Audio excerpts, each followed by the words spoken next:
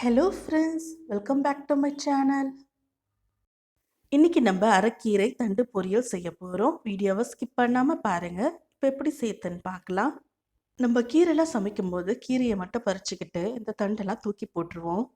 அப்படி தூக்கி போடாமல் இந்த தண்டில் நம்ம பொரியல் பண்ணி சாப்பிட்லாம். ரொம்ப சூப்பராக இருக்கும். இது போல் அரைக்கீரை தண்டுங்களை எடுத்துக்கலாம். அதில் இருக்கக்கூடிய துளிர் விட்ட கீரைலாம் அப்படியே இருக்கட்டும்.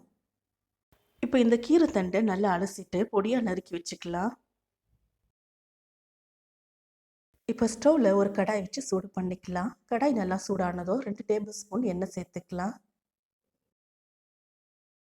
எண்ணெய் நல்லா காஞ்சதும் 1/4 ஸ்பூன் கடுகு சேர்த்துக்கலாம். கடுகு நல்லா பொரிஞ்சதும் 1 ஸ்பூன் உளுத்தம்பருப்பு, 2 காஞ்ச மிளகாய் கிள்ளி சேர்த்துக்கலாம். இது கூடவே இடித்து வச்சு பூண்டு சேர்த்துக்கலாம். நீங்கள் உளுத்தம்பருப்பு இல்லைன்னா கடலைப்பருப்பு கூட சேர்த்துக்கலாம். உளுந்து நல்லா சிவக்கிற வரைக்கும் நல்லா வறுத்துக்கலாம். பொடியாக நெருக்கி வச்சு கீரை தண்டை சேர்த்து 2 நிமிஷத்துக்கு நல்லா வதக்கி விட்டுறலாம்.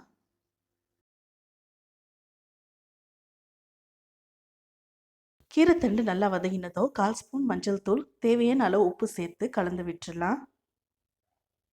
கீரைத்தண்டு வேகிறதுக்கு அதிலிருந்து வரக்கூடிய தண்ணியே சரியாக இருக்கும்.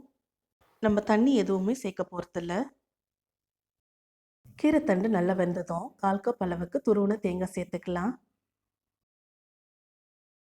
தேங்காய் சேர்த்ததும் ஸ்டவ்வை ஹை ஃப்ளேமில் வச்சு கீரைத்தண்டோடு எல்லாத்தையும் நல்லா கலந்து விடுங்க. தண்ணியெல்லாம் வற்றி இது போல் ட்ரை ஆனதுக்கப்புறமா ஸ்டவ் ஆஃப் பண்ணிடலாம். அவ்வளவுதான், ரொம்ப ஹெல்த்தி அண்ட் டேஸ்டியான அரைக்கீரை தண்டு பொரியல் ரெடி ஆயிடுச்சு. இந்த பொரியலை நம்ம சைட் டிஷ்ஷாகவும் சாப்பிட்லாம். இது கூடவே சாதம் போட்டு பிசைஞ்சு கூட சாப்பிட்லாம். ரொம்ப சூப்பராக இருக்கும். நீங்களும் இந்த ரெசிபியை ட்ரை பண்ணி பார்த்துட்டு எப்படி இருந்துச்சுன்னு கமெண்ட்டில் சொல்லுங்கள்.